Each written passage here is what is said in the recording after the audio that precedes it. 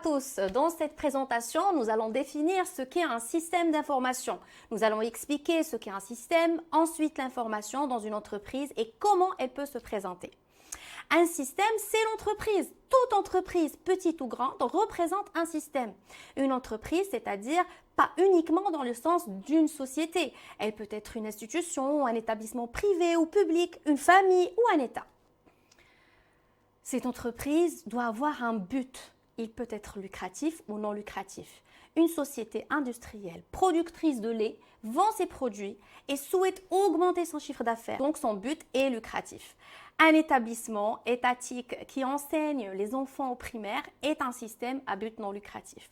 L'objectif dans cet exemple est de former toute une génération au compte du gouvernement et de l'État marocain. Un système qui est l'entreprise est ouvert à une certaine population, à une tranche d'âge particulière. Pour l'établissement du primaire, il vise les enfants de 7 à 12 ans.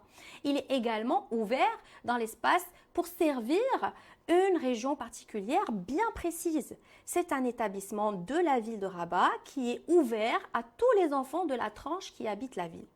Pour l'exemple de l'industrie vendeuse de lait, elle s'ouvre à toutes les catégories d'âge et la vente dans un premier temps est focalisée à l'échelle nationale. Une entreprise impacte dans son environnement par un changement. Il peut être pour faciliter la vie des citoyens, comme les machines d'aide à la maison, améliorer la qualité d'un produit, comme diminuer la consommation électrique et favoriser l'énergie solaire, recycler les déchets pour des fabrications utiles, proposer des œuvres d'art. Ces exemples sont parmi bien beaucoup d'autres. Cet impact est interne à l'entreprise ou externe, c'est-à-dire quoi interne? L'entreprise crée l'emploi et développe le niveau de vie des employés.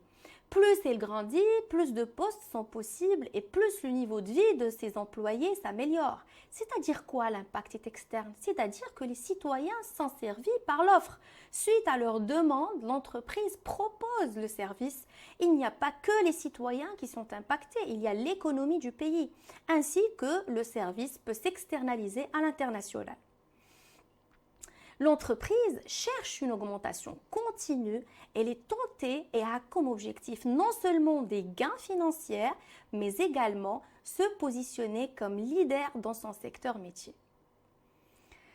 Maintenant que nous avons défini le système d'un point de vue de son but, son ouverture, son impact en interne et en externe, ainsi que son ambition d'augmenter son chiffre d'affaires de manière continue, nous allons passer au terme information. L'information peut se présenter en papier, comme elle peut être numérique. L'information en papier est toute traçabilité des transactions de l'entreprise, la comptabilité, les achats ou autres.